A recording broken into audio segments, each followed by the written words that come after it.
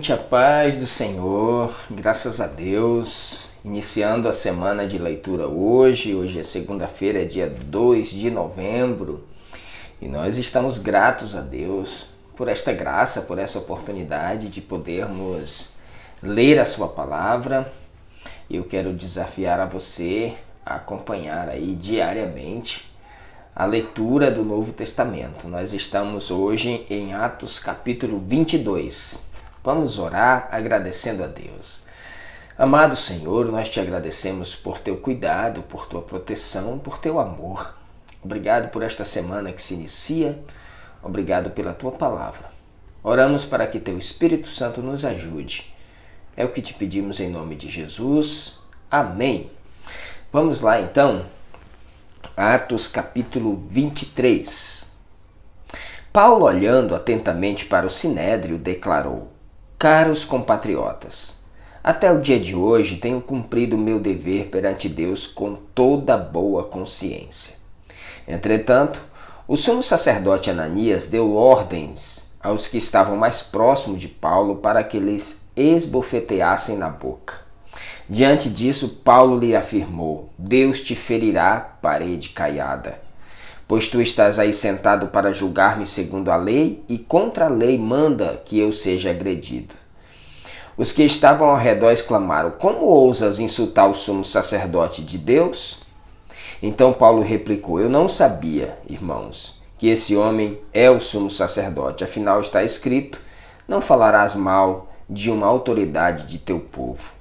Contudo, sabendo Paulo que uma parte do sinédrio se compunha de saduceus e outra de fariseus, bradou diante de todos: Irmãos, eu sou fariseu, filho de fariseus. Eis que estou sendo julgado por causa da minha esperança na ressurreição dos mortos. Ao proferir essas palavras, estabeleceu-se uma violenta polêmica entre os fariseus e os saduceus, e a assembleia ficou dividida. Porquanto, os saduceus afirmam que não existe ressurreição, nem anjos, nem espíritos. Os fariseus, porém, acreditam em tudo isso. Houve, então, muita discussão e gritaria. Alguns dos mestres da lei, que eram fariseus, se levantaram e começaram a esbravejar. Não encontramos neste homem mal algum. Quem pode garantir que não foi mesmo um espírito ou anjo que falou com ele?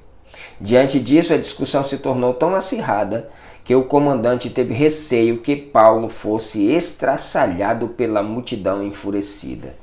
Então ordenou que as tropas descessem e tirassem à força do meio deles e o levassem para a fortaleza. Na noite seguinte, o Senhor surgiu ao lado de Paulo e lhe afirmou: Sê corajoso. Assim como deste testemunho de minha pessoa em Jerusalém, deverá de igual modo testemunhar em Roma. Na manhã seguinte, os judeus planejaram uma cilada e juraram solenemente que não comeriam nem beberiam enquanto não tirassem a vida de Paulo. Mais de 40 homens faziam parte desta conspiração. Por que tanto ódio, né? Por que tanto rancor? A ponto de alguém jejuar para matar o seu semelhante, o seu próximo. Aqui os homens estão decididos a matarem Paulo, entendendo eles que fazendo assim estariam cumprindo a lei, estariam defendendo a lei de Moisés, estariam defendendo a sua religião e fazendo uma vontade de Deus. A religião, quando ela cega a pessoa, é impossível que ele abra os olhos. É por isso que Jesus disse que o Deus deste século cegou os entendimentos das pessoas, dos incrédulos, para que, vendo a palavra de Deus, não creiam. É preciso que haja uma ajuda divina, uma intervenção divina, para que esta pessoa ela possa ser liberta dessa cegueira. É assim também com relação ao dinheiro, é assim também com relação à avareza. Quando a pessoa fica cega com relação a isso, ela se torna escrava daquele sentimento, a ponto de jejuar para matar o próximo. Estes foram até os chefes dos sacerdotes e aos líderes dos judeus e rogaram: fizemos um juramento sob pena de maldição, de não provarmos alimento algum até matarmos a Paulo. Agora, portanto, juntamente com o sinédrio, solicitai ao comandante que eu mande descer diante de vós, como se fosseis investigar com mais exatidão sobre seu caso. Assim estaremos preparados para matá-lo antes que consiga chegar até aqui. Porém, o sobrinho de Paulo, filho de sua irmã, ficou sabendo dessa trama, dirigiu-se à fortaleza e contou tudo a Paulo, que, chamando um dos centuriões, rogou-lhe: leva esse rapaz ao comandante, porque tem algo importante a comunicar-lhe. Tomando-o, pois, conduziu-o ao comandante e lhe declarou: o prisioneiro Paulo me mandou e pediu que trouxesse à tua presença esse moço, que tem algo importante a revelar-te. Então o comandante tomou o jovem pela mão e, levando-o à parte, indagou-lhe: que tens para me dizer?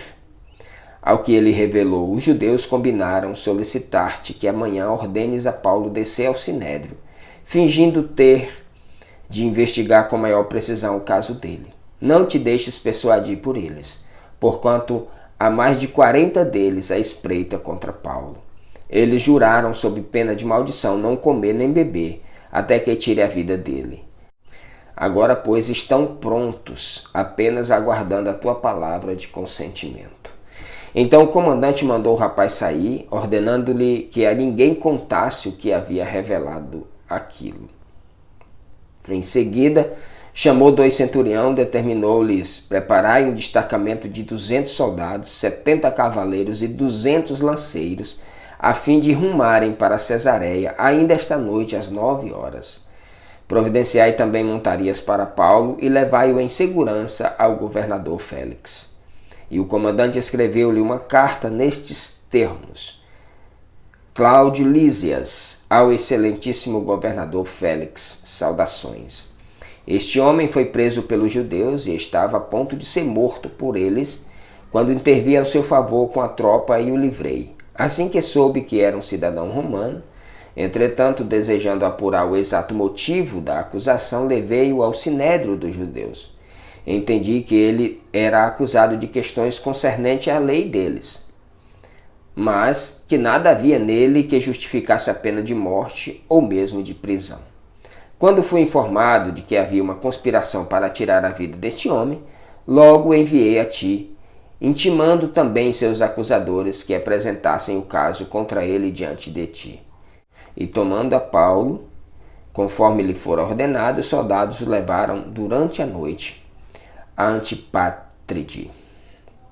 Todavia, assim que amanheceu, deixaram a cavalaria prosseguir com ele e voltaram para a fortaleza. Quando a cavalaria chegou a Cesareia, entregou a carta ao governador e apresentou-lhe Paulo. O governador leu a carta e questionou de que província ele era. Ao saber que Paulo era da Cilícia, ordenou: vou ouvir-te quando teus acusadores chegarem também, e mandou que fosse mantido sob custódia no palácio de Herodes. Bom, muito bem.